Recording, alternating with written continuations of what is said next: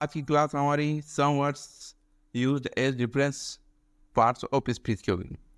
ये क्लास हमारी अलग अलग वर्ड और अलग अलग डिफरेंट पार्ट्स ऑफ स्पीच में उपयोग करने वाले शब्दों की होगी। ठीक, तो इस क्लास में हमारे पास दो वर्ड है, नो और नियर। इनको हम अलग अलग डिफरेंट पार्ट ऑफ स्पीच में यूज़ करके देखेंगे, इनका हिंदी आते हुए देखेंगे और इनसे बनने वाले सेंटेंस को भी समझेंगे और क्या कम है वो भी दूर हो जाएगा। ठीक, तो यहाँ पर पहले आता है नो।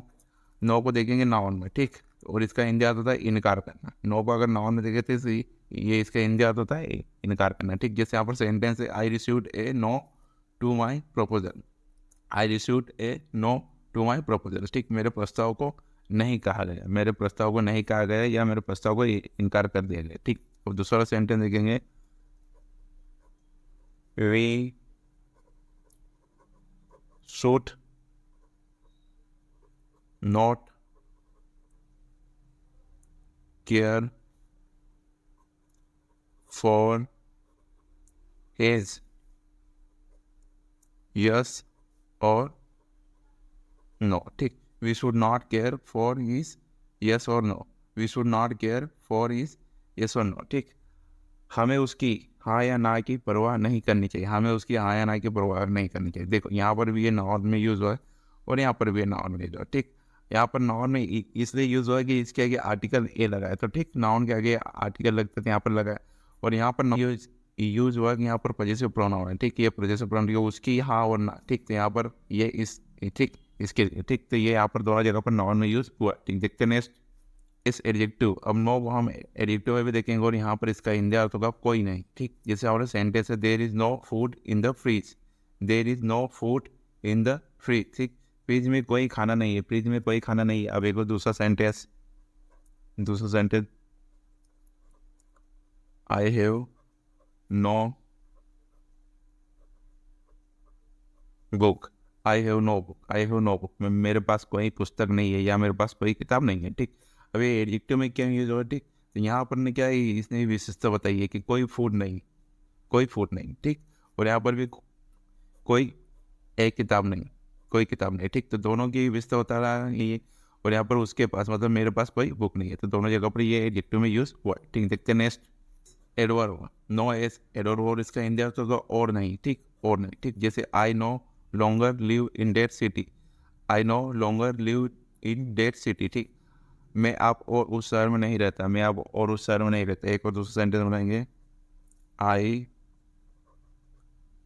Felt no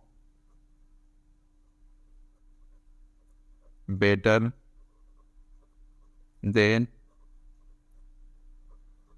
before.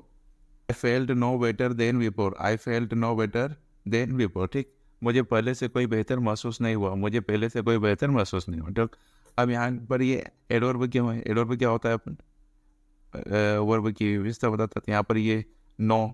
ठीक, और यहाँ पर भी ये नो। ठीक, इसने यहाँ पर बताई ये विशेषता इस फेल्ट की, और यहाँ पर तो इस वाले लिव की बताई ये विशेषता, क्योंकि यहाँ पर ये लिव है वर्ब और यहाँ पर ये फेल्ट है वर्ब। तो एडवर्ब कहीं भी लग जाता है, कभी सेंटेंस के आगे, कभी सेंटेंस के पीछे, कभी वर्ब के आगे पीछे लगता है। ठीक, देखते next.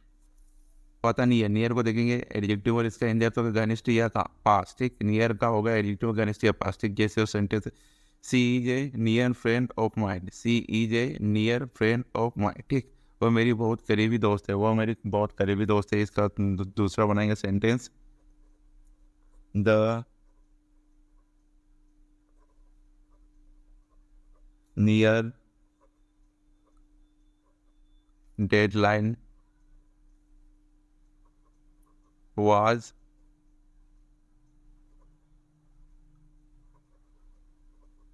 causing stress. The near deadline was causing stress. The near deadline was causing stress. ठीक, निकट समय सीमा तनाव पैदा कर रही थी। निकट समय सीमा तनाव पैदा कर रही थी। ठीक, अब ये एडजेक्टिव है, एडजेक्टिव ने किसकी विशेषता बताई होगी? नाउन की। ये नाउन है यहाँ पर फ्रेंड, तो इसने इसकी विशेषता बताई है। ठीक, नाउन की ये एडजेक्टिव है कि मेरा करीबी दोस्त। यहाँ पर भी ये नियर इस डेडलाइन की विशेषता बताइए क्या? समय सीमा। ठीक, तो ये दोनों जगह पर एडजेक्टिव में यूज हुआ है, नियर यहाँ भी और यहाँ भी। ठीक, देखते हैं next adverb. Near S adverb, और ये काय की व्यवस्था बताता है, वर्ब की। तो इसका हिंदी अर्थ होगा पास या लगभग, ठीक। The project is near completed, the project is near completed, परियोजना लगभग पूरी हो चुकी है, परियोजना लगभग पूरी हो चुकी है। अब एक दूसरा सेंटेंस रखेंगे, कम नियर, कम नियर, ठीक, कम नियर, मेरे पास आओ, सॉरी कम नियर पास आओ, पास आओ, ठीक।